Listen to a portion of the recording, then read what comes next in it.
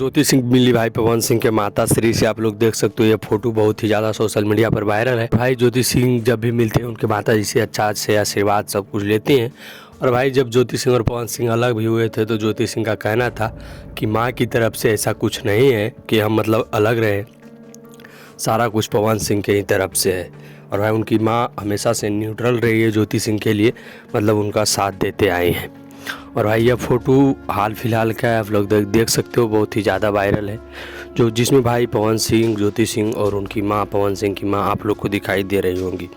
और भाई ऐसा ही अपडेट, ऐसा ही फ़ोटो, ऐसा ही वीडियो आप लोग देखना चाहते हो पवन सिंह के बारे में, ज्योति सिंह के बारे में, तो आप हमारे चैनल को सब्सक्राइब कर सकते हो। सारा अपडेट आप लोग को मिलता रहेगा। और आप हमारे चैनल पर जाइए, पवन सिंह और ज्योति सिंह का बहुत सारा वीडियो आप लोग को देखने के लिए भरा पड़ा मिल जाएगा भाई, क्योंकि हमारा चैनल इसी कैटेगरी में और बहुत ही ज़्यादा वीडियो हम रोज़ डालते हैं। तो आप लोग जाकर देखिए, आपको बहुत ही ज़्यादा मज़ा आएगा। बाकी भाई मिलते हैं किसी नेक्स्ट वीडियो में किसी अच्छे टॉपिक के साथ। तब तक के लिए जय श्री राम, हर हर महादेव।